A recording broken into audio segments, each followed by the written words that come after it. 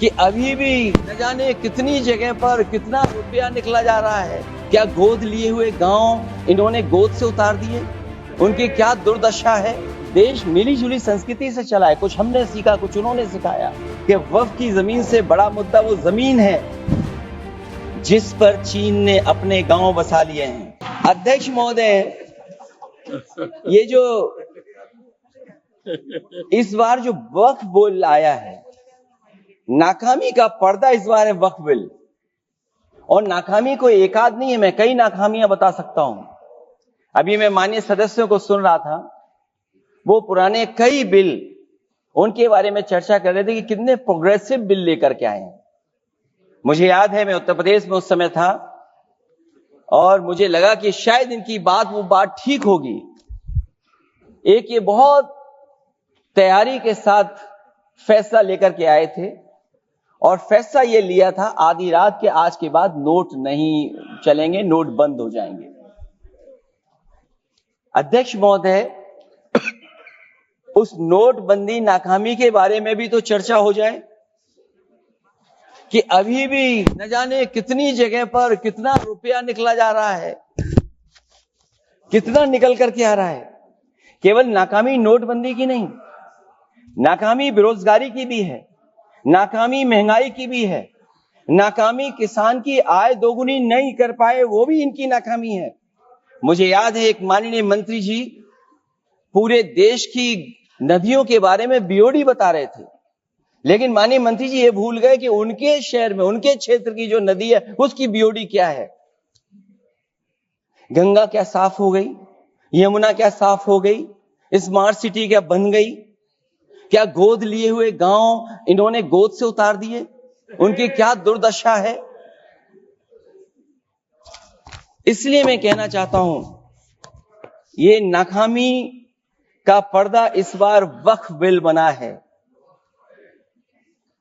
और सबसे बड़ी बात तो यह है कि जिसके लिए फैसला होना है उसकी बात को अहमियत न देना भी नाइंसाफी है। अध्यक्ष महोदय, नाकामी केवल यहां तक नहीं है। और भारतीय जनता पार्टी क्या है, मैं केवल एक पुरानी घटना याद करता हूं। एक बार फैजाबाद अयोध्या में एक कार्यक्रम था, उसमें बड़ी तैयारी की गई थी और तैयारी के साथ कलाकार मुंबई से बुलाए गए थे। हो सकता है वो सहमति दिल्ली से ना रही हो, केवल लखनऊ की सहमति से हो रहा हो कार्यक्रम। और जब कार्यक्रम की पूरी तैयारी हो गई, भगवान श्री राम बनकर के कोई आ गया, लक्ष्मण बनकर के कोई आ गया, मां सीता भी बनकर के कोई आ गया, हनुमान जी और भगवान हनुमान भी बनकर के कोई आ गया। लेकिन जब लखनऊ से वो हेलीकॉप्टर उड़ा और अयोध्या पहुंचा तो सब लोग थे, लेकिन उसमें हनुमान नहीं थे। अध्यक्ष महोदय, मैं भारतीय जनता पार्टी के लोगों से कहूंगा कि जानकारी करिए कि आखिरकार भगवान श्री राम थे, लक्ष्मण थे, सीता थी, लेकिन हनुमान क्यों नहीं थे? हनुमान इसलिए नहीं थे, शायद उनकी जात या धर्म कुछ और था। अध्यक्ष महोदय, ये देश मिली जुली संस्कृति से चला है, कुछ हमने सीखा, कुछ उन्होंने सिखाया। और जो लोग ये कहते हैं कि हम सबको बराबरी का हक देते हैं, अभी कुछ दिन पहले ईद निकली है। अध्यक्ष महोदय, वो परंपरा रही है, न केवल मैं जाता हूं बल्कि कोई दल का नेता ऐसा नहीं न जाता हो उस कार्यक्रम में शामिल होने। भारतीय जनता पार्टी के जो मुख्यमंत्री, उप मुख्यमंत्री, वो भी जाते हैं, उप मुख्यमंत्री, सभी धर्मों के नेता आते हैं। लेकिन पता नहीं इस बार क्या साजिश थी, षड्यंत्र था कि वहां पर कुछ पाबंदी लगी हुई थी। अगर किसी कारण पाबंदी लगी हुई थी तो बात समझ में आती है, लेकिन जब जानकारी हुई है, किसी को नहीं पता था कि पाबंदी क्यों लगी है कि आप नहीं जा सकते वहां पर कार्यक्रम में शामिल होने। क्या यही भारत है, यही संविधान हमें रास्ता दिखाता है? अध्यक्ष महोदय, मंत्री जी बताएं हमें, वो खुद भी माइनॉरिटी हैं, भगवान बुद्ध के रास्ते पे चलते हैं। भगवान बुद्ध का रास्ता दूसरा है। हम आपको अपना मानते हैं तब भी जब आप हमारे बहुत सारे ग्रंथों को नहीं मानते, तब भी हम आपको अपना मानते हैं। आप हमारे पुराणों को नहीं मानते हैं, आप हमारे उपनिषदों को नहीं मानते हैं। लेकिन सोचिए, हम हिंदू वो लोग हैं जो आपको स्वीकार करते हैं और गले लगा करके चलते हैं। अब मैं दूसरे धर्म पे नहीं जाऊंगा, कोई नाराज हो सकता है।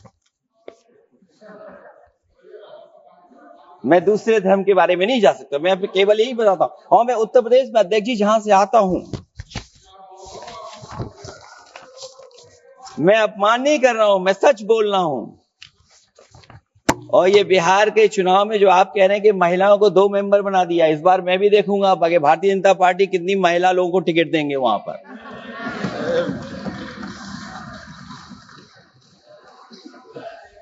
अध्यक्ष महोदय, भाजपा जब भी कोई नया बिल लाती है तो वो अपनी नाकामी छुपाती है। भाजपा वाले मुसलमान भाइयों की वक्फ की जमीन चिन्हित करने की बात कर रहे हैं, जिससे महाकुंभ में जो हिंदू मारे गए हैं या खो गए हैं उनको चिन्हित करने की बात पर पर्दा पड़ जाए। अध्यक्ष महोदय, मुझे खुशी इस बात की कि हमारा धर्म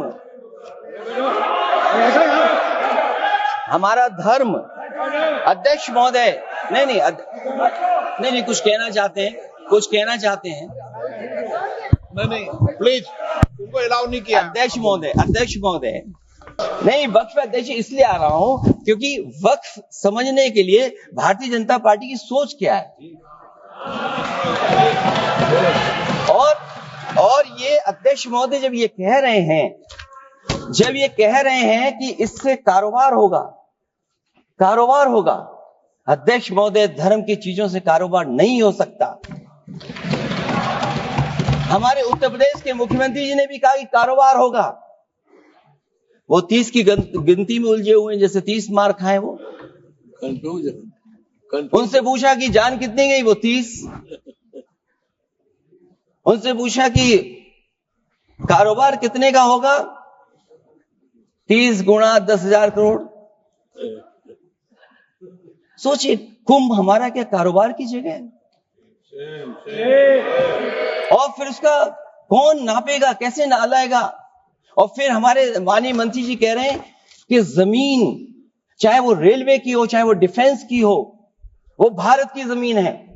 मैं भी स्वीकार करता हूं कि रेलवे की जमीन भी भारत की है, डिफेंस की भी जमीन भारत की है। क्या डिफेंस की जमीन नहीं बेची जा रही मंत्री जी? अध्यक्ष महोदय, क्या रेलवे की जमीनें नहीं बेची जा रही हैं? अध्यक्ष महोदय, केवल यहां तक नहीं, कितना हस्तक्षेप होता है। वक्फ भी भारत के, इसीलिए तो कहीं ना कहीं वक्फ की जमीन से, अध्यक्ष महोदय, माननीय मंत्री जी बताएं, और मुझे उम्मीद है कि जब जवाब देंगे तो बताएंगे कि वक्फ की जमीन से बड़ा मुद्दा वो जमीन है जिस पर चीन ने अपने गांव बसा लिए हैं, लेकिन कोई बाहरी खतरे पर सवाल बवाल न करे, इसलिए ये बिल लाया जा रहा है। और माननीय मंत्री जहां से आते हैं, जिस प्रदेश से आते हैं, कम से कम ये तो बताएंगे कि वहां कितने चीन ने गांव बसा लिए, घर बन गए हैं।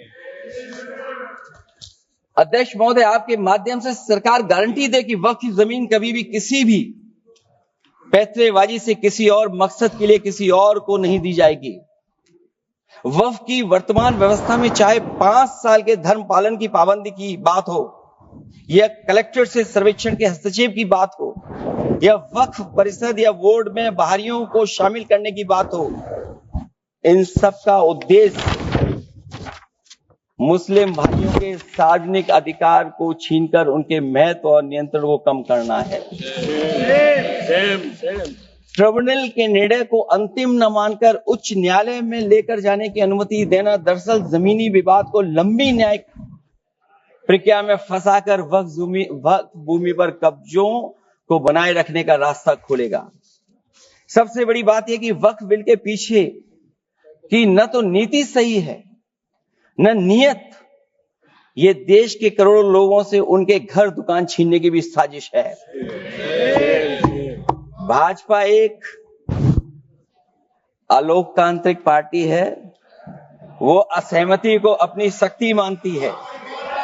जब देश के अधिकांश राजनीतिक दल वक्फ बिल के खिलाफ हैं, तो उसे लाने की जरूरत क्या है, जो जिद क्यों कर रहे हैं सरकार।